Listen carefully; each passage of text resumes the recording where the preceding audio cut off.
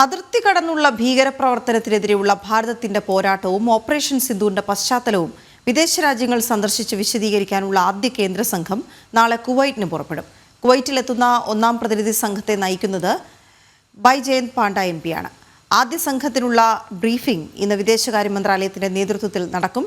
ശശി തരൂർ ചെയർമാനായ പ്രതിനിധി സംഘം ശനിയാഴ്ചയാകും യാത്ര തിരിക്കുക.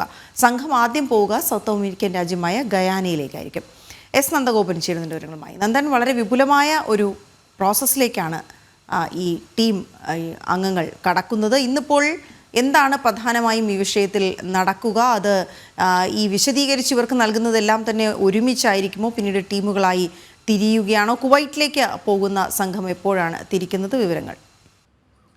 വീണ, ആഗോള ഭീകരതയ്ക്കെതിരെ ഭാരതം പുലർത്തുന്ന നിലപാട്, ഒപ്പം അതിർത്തി കടന്ന് ഭാരതത്തിൻ്റെ മണ്ണിലേക്കെത്തി പാകിസ്ഥാൻ നടത്തിയ ഭീകരവാദ പ്രവർത്തനം മാത്രമല്ല, ഇതിൻ്റെ പശ്ചാത്തലത്തിൽ ഈ ഭീകരവാദ പ്രവർത്തനത്തിൻ്റെ പശ്ചാത്തലത്തിൽ ഭാരതം നൽകിയ തിരിച്ചടി, ഓപ്പറേഷൻ സിന്ധൂർ, ഇതൊക്കെ വിവരിക്കുവാൻ വേണ്ടിയാണ് ഈ സംഘങ്ങൾ 7 സംഘങ്ങളായി തിരിച്ചുകൊണ്ട് 52 പേരുടെ ഒരു 7 സംഘത്തെ ഇപ്പോൾ തിരിച്ചിരിക്കുന്നത്. ഇതിൽ ആദ്യ സംഘം നാളെയാകും പുറപ്പെടുക. ഓരോ സംഘം പുറപ്പെടുന്നതിന് തൊട്ട് തലേ ദിവസമായിരിക്കും ഇത് സംബന്ധിച്ചിട്ടുള്ള ബ്രീഫിംഗ് വിദേശകാര്യ മന്ത്രാലയം നൽകുക. ഓരോ രാജ്യത്തും സ്വീകരിക്കേണ്ട നിലപാടുകൾ, അതേപോലെ തന്നെ ഓരോ രാജ്യത്തിൻ്റെ പ്രത്യേകതകൾ അനുസരിച്ച് അതുമായി ബന്ധപ്പെട്ട വിവരിക്കേണ്ട മറ്റ് വസ്തുക്കൾ തുടങ്ങിയ കാര്യങ്ങളാണ് ഈ ഒരു ബ്രീഫിങ്ങിൽ നൽകുക. ആദ്യ സംഘം നാളെയാണ് പുറപ്പെടുന്നത്. സൗദി അറേബ്യ, കുവൈറ്റ്, ബഹ്റിൻ, അതേപോലെ തന്നെ അൾജീരിയ, ഈ രാജ്യങ്ങളിലേക്കാകും ആദ്യ സംഘം പുറപ്പെടുന്നത്. BJPയുടെ MP ബൈജയന്ത് പാണ്ഡ ആയിരിക്കും ആദ്യ സംഘത്തെ നയിക്കുക എന്നുള്ളതാണ് വ്യക്തമാക്കാൻ കഴിയുന്നത്.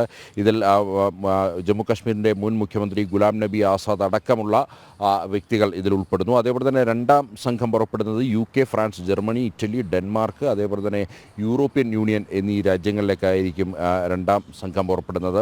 BJPയുടെ MP രവിശങ്കർ പ്രസാദാണ് രണ്ടാം സംഘത്തെ നയിക്കുക. മൂന്നാം സംഘം Indonesia, Malaysia, south Korea, Japan, Singapore എന്നീ രാജ്യങ്ങളിലേക്കാകും അവർ പോകുന്നത്.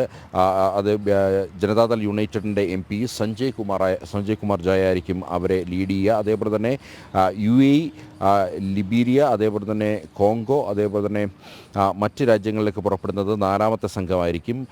ശിവസേന MP ശ്രീകാന്ത് ഏകനാഥ് ഷിൻഡെ ആയിരിക്കും ഈ സംഘത്തെ നയിക്കുക. ഇങ്ങനെ 7 സംഘങ്ങളായി തിരിഞ്ഞുള്ള യാത്രയാണ് ഇപ്പോൾ നിശ്ചയിച്ചിരിക്കുന്നത്. ഇതിൽ ഏറ്റവും പ്രധാനം, വലിയ രാഷ്ട്രീയ വിവാദമൊക്കെ ആയത് ശശി തരൂരിൻ്റെ യാത്രയാണ്. ഇതുമായി ബന്ധപ്പെട്ട് അമേരിക്കൻ രാജ്യങ്ങളിലേക്കായിരിക്കും ശശി തരൂർ ആദ്യം പുറപ്പെടുക എന്നുള്ളത് വ്യക്തമാക്കിയിട്ടുണ്ട്. ശനിയാഴ്ചയായിരിക്കും ശശി തരൂരിൻ്റെ യാത്രയെന്നും ഇതിനോടകം വ്യക്തമായിട്ടുണ്ട്. വെള്ളിയാഴ്ച ഇത് സംബന്ധിച്ചിട്ടുള്ള ബ്രീഫിംഗ് ഉണ്ടാകുമെന്നുള്ളത് കഴിഞ്ഞ ദിവസം ശശി തരൂർ തന്നെ വ്യക്തമാക്കിയിരുന്നു.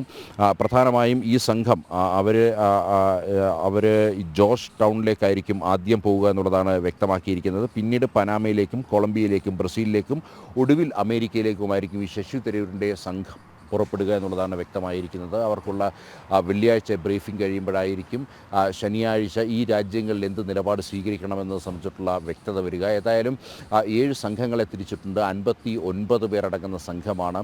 അതിൽ MPമാർ ഉൾപ്പെടുന്നു, മുൻ മന്ത്രിമാർ ഉൾപ്പെടുന്നു, വിവിധ രാഷ്ട്രീയ പാർട്ടികളിൽ നിന്നുമുള്ളവർ ഉൾപ്പെടുന്നു എന്നുള്ളതാണ് പ്രത്യേകത.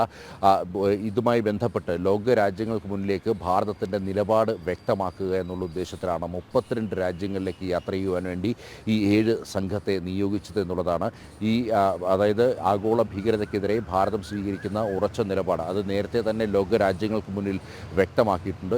എന്നിരുന്നാൽ തന്നെയും ഈ അടുത്ത സമയത്ത് പെഹൽഗാം ഭീകരാക്രമണം ഏതാണ്ട് വലിയ രീതിയിൽ ഭാരതത്തെ മാത്രമല്ല ലോക രാജ്യങ്ങളെ മുഴുവൻ ഞെട്ടിച്ച അവസ്ഥയാണ്. 26 പേരായിരുന്നു കൊല്ലപ്പെട്ടത്. ഈ ഒരു പശ്ചാത്തലത്തിൽ മാത്രമല്ല തുടർന്നും ഇതിനു മുമ്പും സമാനമായ രീതിയിലുള്ള ഭീകരാക്രമണങ്ങൾ ഉണ്ടായിട്ടുണ്ട്. മാത്രമല്ല പുൽവാമയും അതേപോലെ തന്നെ ഉറി അടക്കമുള്ള കാര്യങ്ങൾ ഇതുമായി ബന്ധപ്പെട്ട് ഭാരതം വിശദീകരിക്കുമെന്നുള്ളതാണ് അറിയാൻ കഴിയുന്നത്. വീണ. ഓക്കെ, ശരി നന്ദൻ.